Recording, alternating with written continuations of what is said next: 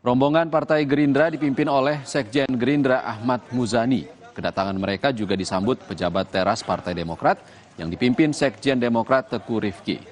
Pembahasan soal pemilu 2024 menjadi salah satu agenda dari silaturahmi politik hari ini. Saudara, informasi terkini, kita segera tergabung dengan jurnalis Kompas TV Dipo Nurbahagia di kantor DPP Partai Demokrat, Jakarta Pusat. Selamat sore, Dipo. Dipo, siapa saja petinggi Demokrat dan Gerindra yang bertemu hari ini? Apa agendanya? Ya, selamat sore Ihsan dan juga saudara. Kalau dapat kami pastikan tadi kalau kita melihat pada siapa saja yang kemudian hadir, sudah dipastikan ketua umum dari masing-masing partai politik ini tidak hadir, yakni ketua umum Partai Demokrat Agus Harimurti Yudhoyono yang sedang berada di Jogja, sementara untuk ketua umum Partai Gerindra Prabowo Subianto, ini informasi terakhir yang kami dapatkan sedang tidak berada di Indonesia. Nah, oleh karenanya kedua sekjen dari masing-masing partai lah yang saling bertemu di kantor DPP Partai Demokrat di kawasan Jakarta Pusat. Tadi ada Teguh Rifki Harsya yang menyambut secara langsung kehadiran dari Sekjen Partai Gerindra Ahmad Muzani. Kedua sekjen ini juga membawa sejumlah pejabat teras partai. Kalau dapat tadi kami lihat ada sejumlah petinggi dari Partai Demokrat yang juga hadir. Sebut saja ada Hinca Panjaitan, Ketua Dewan Kehormatan Partai Demokrat. Kemudian juga ada Andi Timo Pangerang, Wasekjen Partai Demokrat. Sementara untuk Partai Gerindra sendiri, selain Sekjen Ahmad Muzani, tetapi juga ada sejumlah nama besar lainnya, seperti misalnya adalah Andre Rosiade, kemudian juga ada Wakil Ketua Umum Partai Gerindra Sugiono, dan juga ada Rahayu Saraswati Joyo Hadikusumo, dan ada sejumlah pejabat teras lainnya yang juga tadi hadir di kantor DPP Partai Demokrat.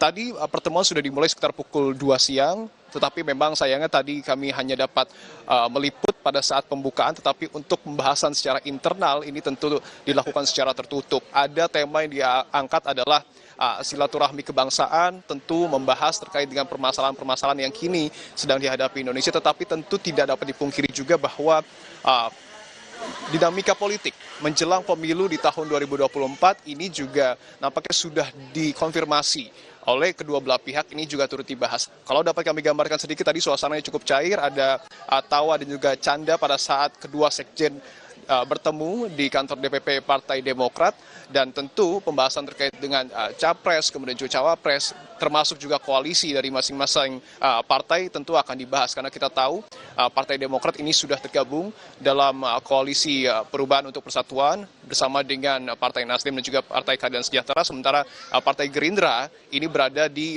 koalisi Kebangkitan Indonesia Raya bersama dengan PKB. Kedua koalisi ini juga mengusung nama capres yang berbeda. Partai Demokrat mengusung Anies Baswedan, sementara Partai Gerindra tentu mengusung Ketua Umumnya Prabowo Subianto untuk menjadi baca pres pada pemilihan presiden di tahun 2024 mendatang. Nah, tentu kita masih harus mengkonfirmasi apa yang kemudian nanti menjadi poin-poin pembahasan dari pertemuan antara kedua petinggi partai politik ini. Tetapi kalau kita runut sedikit ke belakang, pada Mei beberapa bulan lalu begitu ya, sudah ada juga sebenarnya pertemuan menarik antara Prabowo Subianto dan juga Susilo Bambang Yudhoyono di Pacitan. Apakah kemudian ini merupakan tindak lanjut dari pertemuan kedua petinggi partai tersebut? Kita masih harus tunggu bersama, Ihsan. Ya, Dipo, Prabowo Subianto kan belum mengumumkan cawapresnya. Begitu juga dengan Anies Baswedan yang diusung oleh Demokrat juga belum mengumumkan cawapresnya. Apakah ada kemungkinan di sini pembicaraan terkait AHY yang akan digandeng oleh Prabowo Subianto mungkin? Sampai dengan 2 hingga 3 bulan ke depan tentu kemungkinan itu masih ada, karena situasi politik sampai dengan saat ini masih sangat cair, walaupun sudah terbentuk katakanlah 3 koalisi, tetapi belum ada nama bacawa pres yang sudah diumumkan oleh masing-masing koalisi. Artinya kalau kita berbicara terkait dengan politik, tentu kemungkinan itu masih ada, tetapi tentu dengan hitungan-hitungan yang sedang dilakukan oleh masing-masing partai politik. Tetapi kalau kita lebih mengkerucutkan sendiri, sebenarnya nama Agus Harimurti Yudhoyono ini sudah diproyeksikan sebenarnya untuk menjadi pendamping dari Anies Rashid Baswedan yang akan berkontestasi pada Pilpres 2024 mendatang. Bahkan simbol-simbol kedekatan antara Anies dan juga AHY ini nampaknya semakin diperlihatkan begitu ya. Ada beberapa momen menarik yang sempat diperlihatkan oleh kedua belah pihak, misalnya adalah AHY yang kemudian menjemput secara langsung Anies pada saat pulang haji di Bandara Internasional Soekarno-Hatta, kemudian juga pada saat apel siaga Partai Nasdem ada keharmonisan antara Anies Baswedan dan juga Agus Harimurti Yudhoyono, walaupun sekali lagi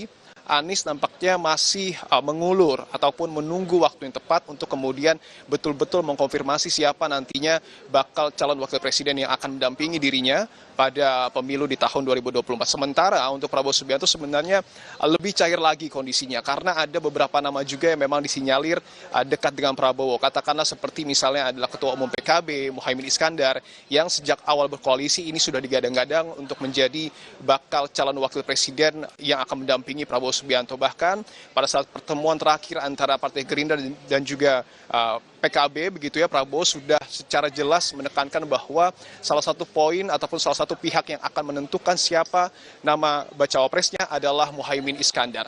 Nah, tetapi ada sejumlah nama lain yang kemudian dalam beberapa waktu terakhir juga dapat dikatakan cukup dekat dengan Prabowo Subianto. Kita sebut saja misalnya adalah Erick Thohir. Kalau kita lihat dari postingan Instagram Prabowo Subianto, bahkan ada komposisi yang menarik, pertemuan internal antara Presiden Joko Widodo dengan Prabowo Subianto dan juga Erick Thohir di Istana Bogor, Jawa Barat beberapa waktu yang lalu turut diposting Prabowo. Apakah kemudian ini menjadi sinyal?